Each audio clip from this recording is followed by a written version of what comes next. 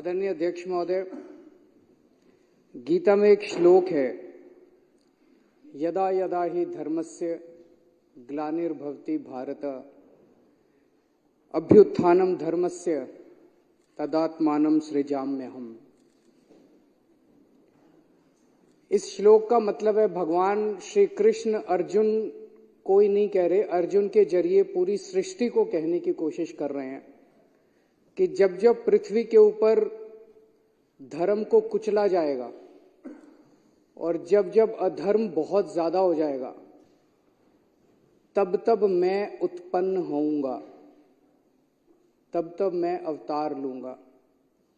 एक तरह से भगवान ने मानव जाति को एक बहुत बड़ा भरोसा दिया है। कई ऐसे मौके आते हैं मानव इतिहास में जब अधर्म बहुत ज्यादा हो जाता है, बहुत ज्यादा हो जाता है और लोगों को लगने लगता है कि सच्चाई से कुछ नहीं होगा, ईमानदारी से कुछ नहीं होगा, अधर्म करने से ही होगा। चारों तरफ अधर्म का बोलबाला हो जाता है, आदमी, अच्छे लोग उम्मीद खो बैठते हैं। ऐसे मौकों के लिए भगवान ने इस मानव जाति को ये भरोसा दिया है कि अगर ऐसा मौका आएगा तब तब मैं मानव जाति के कल्याण के लिए और मानव जाति को उस परिस्थिति से निकालने के लिए मैं अवतार लूंगा या उत्पन्न होऊंगा। ये बहुत बड़ा भरोसा है भगवान का मानव जाति को। आज हमारे देश के अंदर जो घटित हो रहा है, ये कुछ उसी तरह की परिस्थिति है। चारों तरफ अधर्म का बोलबाला है, चारों तरफ इतना अधर्म हो गया है, इतना अधर्म हो गया है, चारों तरफ इतना अधर्म का बोलबाला है कि लोगों को लगने लगा है, आपस में चर्चा करने लगे हैं कि यार अब ईमानदारी से कोई फायदा नहीं है, अब सच्चाई से कोई फायदा नहीं है, सच्चाई के रास्ते पे चलने से कोई फायदा नहीं है। और लोग देख रहे हैं इतने बड़े बड़े षड्यंत्र चल रहे हैं, इतने बड़े बड़े कुकर्म चल रहे हैं, बड़े से बड़े स्तर के ऊपर चल रहे हैं। जो लोग कुकर्म कर रहे हैं, लोग देख रहे हैं उनकी तो तरक्की हो रही है। जो लोग अधर्म कर रहे हैं, लोग देख रहे हैं उनकी तो तरक्की हो रही है। देश में 75 साल के बाद इस देश के गरीब बच्चों को अच्छी शिक्षा और अच्छे भविष्य की उम्मीद देने वाला मनीष सिसोदिया आज जेल के अंदर है, धर्म जेल के अंदर है। और हमारे देश की बेटियों को, मां बहनों को छेड़ने वाला ब्रजभूषण सिंह सत्ता भोग रहा है, सत्ता का सुख भोग रहा है। आज इस देश के अंदर मोहल्ला क्लिनिक बनाने वाला, गरीबों को गरीब दवाइयां दिलवाने वाला सतिंदर जैन जेल के अंदर है। और चुन चुन के इस देश के सबसे बड़े कुकर्मी, सबसे भ्रष्टाचारी हेमंत बिश्व शर्मा, शुभेंदु अधिकारी, मुकुल रॉय, नारायण राणे, भावना गावली, अशोक चौहान, यशवंत यादव, यामिनी यादव, छगन भुजबल, अजीत पवार, प्रफुल्ल पटेल, गोपाल कांडा, पता नहीं इतनी लंबी लिस्ट है। चुन चुन के इस देश के सबसे कुकर्मी और सबसे भ्रष्ट लोगों को अपनी पार्टी में शामिल करा के वो सत्ता का सुख भोग रहे हैं। ईमानदार लोग जेल के अंदर हैं। आज इतना ज्यादा अधर्म हो गया है, चारों तरफ इतना अधर्म का बोलबाला हो गया है, खुलेआम एमएलए को खरीदा जा रहा है। हमारे एमएलए को 25-25 करोड़ रुपए ऑफर किए गए। एमएलए को खरीद के खुलेआम सरकारें गिराई जा रही हैं। कर्नाटक में एमएलए खरीदे गए, गोवा में एमएलए खरीदे गए, महाराष्ट्र में एमएलए खरीदे गए, मध्य प्रदेश में एमएलए खरीदे गए, नॉर्थ ईस्ट के अंदर एमएलए खरीदे गए, उत्तराखंड में एमएलए, खुलेआम एमएलए खरीदे जा रहे हैं। करोड़ों करोड़ों रुपए के काले धन से एमएलए खरीदे जा रहे हैं, सरकारें खुलेआम गिराई जा रही हैं। लोगों का विश्वास खत्म होता जा रहा है धर्म से। चारों तरफ इतना धर्म का बोलबाला हो गया है। और ये जो चंडीगढ़ में हुआ, चंडीगढ़ के अंदर इनके अधिकारी ने वोट में गड़बड़ करके भारी बहुमत से जीतने वाले व्यक्ति को हरा दिया और हारने वाले व्यक्ति को जिता दिया। पाकिस्तान में भी तो यही हुआ। पाकिस्तान के अंदर भी तो रावलपिंडी के उस इलेक्शन कमिश्नर की आत्मा जाग गई जिसने आके कहा कि हमने भारी बहुमत से उन लोगों को हरा दिया जो भारी बहुमत से जीत रहे थे, और उनको जिता दिया जो हार रहे थे। तो ये तो इन लोगों ने हमारे देश को पाकिस्तान बना दिया। 75 साल के अंदर जो इस देश ने अचीव किया था, हासिल किया था, कड़ी मेहनत से इस देश के 140 करोड़ लोगों ने मेहनत करके इस देश के अंदर हासिल किया था और एक झटके के अंदर इन लोगों ने सब कुछ खत्म कर दिया। आज चुनाव जीतने के लिए इनको जो मर्जी करना पड़े करेंगे, ईवीएम में धांधली करनी पड़े करेंगे, ईडी पीछे लगानी पड़े लगाएंगे, सरकारें गिराने के लिए जो मर्जी करना पड़े करेंगे। आज सारे विपक्ष के नेताओं को एक एक एक एक करके ये जेल में डालते जा रहे हैं। चुनाव तो लड़ने के लिए कोई बचेगा ही नहीं। आज इन्होंने अभी थोड़े दिन पहले कांग्रेस पार्टी का अकाउंट फ्रीज कर दिया। अब चारों तरफ चर्चा है अगला आम आदमी पार्टी का अकाउंट फ्रीज करने जा रहे हैं। खुलेआम कह रहे हैं हम तो 370 सीट लड़ रहे जीत रहे हैं। 370 कहने का मतलब यह है इस देश के 140 करोड़ लोगों की जरूरत नहीं है। वो कह रहे हैं तुम जाओ भाड़ में, 140 करोड़ लोग गए तेल लेने, हमें तुम्हारी जरूरत नहीं है और ना तुम्हारा वोट चाहिए, घर बैठना। 370 सीट हमारे पास मशीन है, मशीन से 370 सीटें आ रही हैं हमारी। जिस दिन इस देश के अंदर लोगों की जरूरत ना पड़े, जनतंत्र के अंदर वोटों की जरूरत ना पड़े, देश ही नहीं बचेगा। तो लोग देख रहे हैं इतने बड़े स्तर के ऊपर अधर्म ही अधर्म हो गया, इतने बड़े स्तर के ऊपर अधर्म ही अधर्म हो गया है। जो इस देश के अंदर विपक्ष की सरकारें काम करना चाहती हैं उनको काम नहीं करने देते। इससे बड़ा अधर्म क्या होगा कि गरीबों की दवाइयां रोक दी गई, अस्पतालों के अंदर गरीबों की दवाइयां रोक दी गई, गरीबों के टेस्ट रोक दिए गए, गरीबों को मरने के लिए सड़कों के ऊपर बेहाल छोड़ दिया गया। इससे बड़ा अधर्म क्या होगा कि मोहल्ला क्लिनिक के अंदर जहां गरीब जाके अपना इलाज कराता है वहां की बिजली रोक दी गई, वहां के डॉक्टरों की तनख्वाह रोक दी गई, वहां पे काम करने वाले नर्सों और कंपाउंडरों की तनख्वाह रोक दी गई, वहां के टेस्ट रोक दिए गए। इससे बड़ा हमारे हिंदू धर्म में कहा गया कि पानी पिलाने का धर्म होता है। इन लोगों ने तो दिल्ली का पानी भी रोक दिया, उसमें भी इन्होंने कसर नहीं छोड़ी। तो लोग देख रहे हैं जितनी सरकारें हैं पंजाब के अंदर, हम जितने काम करने की कोशिश करते हैं, पंजाब भगवान की दुआ से फुल स्टेट है, उतना ये नहीं कर पाते, वहां भी इन्होंने हस्तक्षेप करने में कोई कसर। जितनी ऑपोजिशन ही, तमिलनाडु के ले लो, वेस्ट बंगाल के ले लो, केरला की ले लो, कर्नाटक की ले लो, हर जगह ये लोग अपना टांग अड़ाते हैं, काम नहीं करने देते लोग।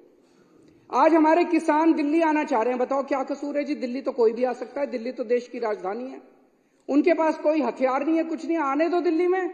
हमने भी तो रामलीला मैदान में आंदोलन किया था, रामलीला मैदान दे दो, बैठ जाएंगे बेचारे। अपना अधिकार, अपनी आवाज उठाने का तो सबको अधिकार है आर्टिकल 19 के अंदर संविधान के। किसानों को नहीं आने देते, ना उनकी फसलों का दाम। वो क्या मांग रहे हैं? वो कह रहे हैं कि हम जो फसल पैदा करते हैं हमें अपनी फसलों का पूरा दाम मिलना चाहिए। बिल्कुल मिलना चाहिए, फसलों का दाम भी नहीं देंगे, प्रोटेस्ट भी नहीं करने देंगे। आज इस देश का युवा बेरोजगार है, उसको नौकरी देने के इनके पास कुछ नहीं है, दर दर की ठोकरें खा रहा है। व्यापारी बुरे हाल है, महिलाएं, उनका घर का खर्चा नहीं चल रहा, महंगाई इन लोगों ने इतनी ज्यादा कर दी। और एक गरीब दिल्ली के अंदर हम देख रहे हैं कि झुग्गियां एक के बाद एक झुग्गियां तोड़ी जा रही है। तो खुलेआम इतना अधर्म हो गया, खुलेआम इतना चारों तरफ इतना ज्यादा अधर्म हो गया कि अब भगवान ने तय किया कि मुझे अवतार लेना पड़ेगा। समय आ गया जब मुझे उत्पन्न होना पड़ेगा और पिछले मुझे हस्तक्षेप करना पड़ेगा। और पिछले कुछ दिनों की घटनाएं ये दिखाती हैं कि भगवान ने सीधे तौर पे हस्तक्षेप करने की और उत्पन्न होने का निर्णय ले लिया है।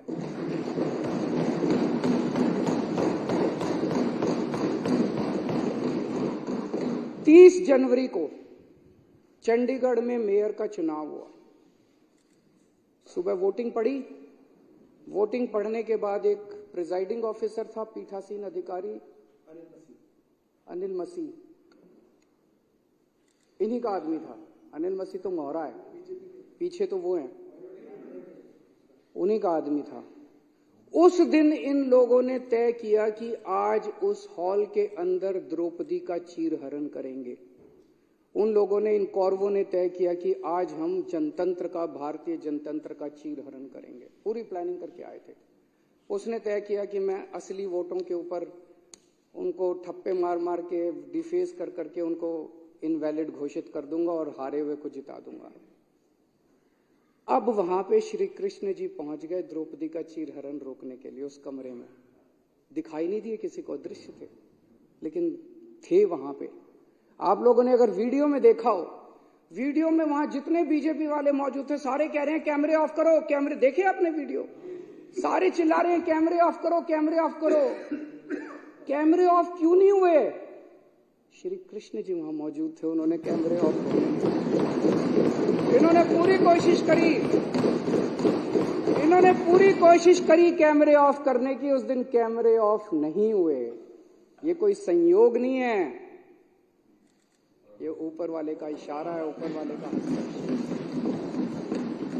इतनी बड़ी दुनिया की सबसे बड़ी पार्टी जो पूरे दुनिया के अंदर, हम तो सबसे बड़ी पार्टी, सबसे बड़ी पार्टी को 5 मिनट के अंदर भगवान ने पूरे देश के सामने बेनकाब कर दिया।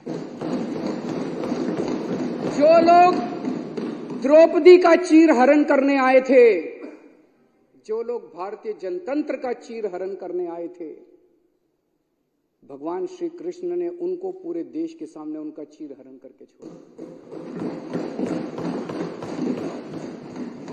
और अध्यक्ष महोदय, उसके बाद की जो घटनाक्रम है, जिस तरह से सुप्रीम कोर्ट के अंदर ये मामला चला, हम लोग अदालतों को मंदिर की तरह मानते हैं।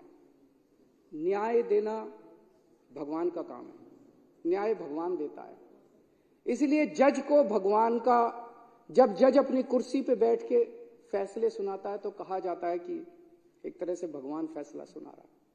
लेकिन कल जो कुछ सुप्रीम कोर्ट के अंदर घटा, वो उससे कुछ ज्यादा ही बड़ा था। ऐसे लगा जैसे उस सुप्रीम कोर्ट के अंदर भी कहीं ना कहीं श्री कृष्ण मौजूद थे।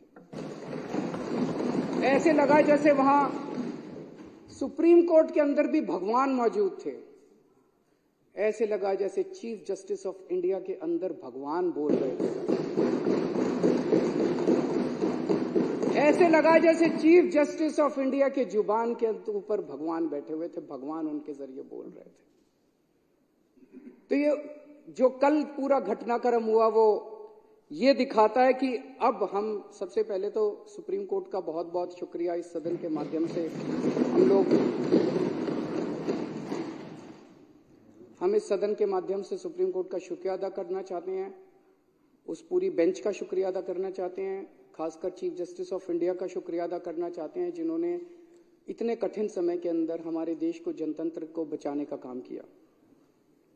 आज पूरे देश के सामने भगवान ने बेनकाब करके एक साफ साफ मैसेज दे दिया। भगवान ने, बीजेपी चुनाव जीतती नहीं है, बीजेपी चुनाव चोरी करती है।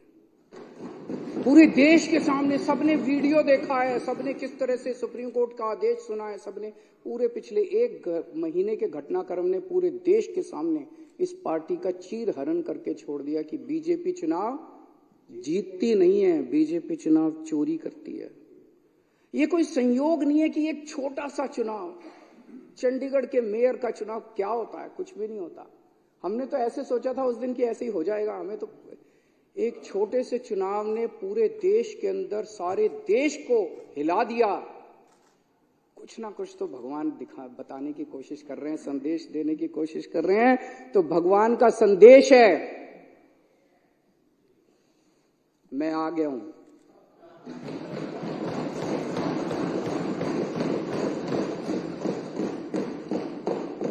बीजेपी पाप कर रही है, बीजेपी अधर्म कर रही है, अब ये नहीं चलेगा। जिन लोगों को लगता था बीजेपी हार नहीं सकती, भगवान ने दिखा दिया कि अगर चंडीगढ़ के मेयर का चुनाव हार सकती है तो बीजेपी देश का चुनाव भी हार सकती है। भगवान ने पूरे देश को एक कॉन्फिडेंस देने की कोशिश करी है कि हिम्मत मत हारो, खड़े हो, तुम लोग एक बहुत बड़े देश के निवासी हो, भारत के लोग एक बहुत बड़ी संस्कृति, हमारा कल्चर 3000 4000 साल पुराना है, डर के मत बैठो, खड़े हो, आप अपना कर्म करो, तुम लोग अपना कर्म करो। कई लोगों को इस देश के अंदर लगता है कि अब तो ईवीएम में गड़बड़ी हो गई, वोट डाल के क्या फायदा है। भगवान कह रहा है बिल्कुल नहीं, वोट डालने जाओ, ईवीएम को मैं संभाल लूंगा। सारे जने वोट डालने जाओ, कोई बिना वोट के मत रहना, वोट डालने जाओ, आवाज उठाओ, प्रदर्शन करो, इनके खिलाफ खड़े हो, भगवान तुम्हारे साथ है। जैसे भगवान ने इनको बेनकाब किया चंडीगढ़ के चुनाव में, भगवान आने वाले समय में भी इनको बेनकाब करेगा और सत्य का साथ देगा। हताश होकर मत बैठो। ये धर्म और अधर्म की लड़ाई है, ये पाप और पुण्य की लड़ाई है। अब आप लोगों को तय करना है कि आप धर्म के साथ हो कि आप अधर्म के साथ हो, आप पाप के साथ हो कि आप पुण्य के साथ हो। जब पांडवों को वनवास जाना पड़ा तो एक बार तो लगा कि अधर्म जीत गया। जब भगवान राम को वनवास जाना पड़ा एक बार तो लगा कि अधर्म जीत गया। जब दुर्योधन का राज्य आया, जब कंस का राज्य आया, जब रावण की अति हुई तो एक बार तो लगा कि अधर्म जीत गया। लेकिन अंत में तो धर्म जीता। आज भी जब चारों तरफ बीजेपी का अधर्म फैला हुआ है तो एक बार लगता है कि अधर्म जीत गया। ऐसे लगता है ना कई बार, ये तो हार ही नहीं रहे जी, ये तो हार। एक बार लगता है धर्म जीत गया, लेकिन धर्म जीतेगा, अंत में धर्म जीतेगा। जो जो धर्म के साथ हैं, जो जो देशभक्त हैं, जो जो पुण्य के साथ हैं, जो जो लोग भगवान राम के भक्त हैं, जो जो शिव जी के भक्त हैं, जो जो हनुमान जी के भक्त हैं, जो जो श्री कृष्ण के भक्त हैं, वो देश के साथ हैं और बीजेपी के खिलाफ हैं। भारत माता की जय श्री राम, जय श्री राम। अब सदन की कार्रवाई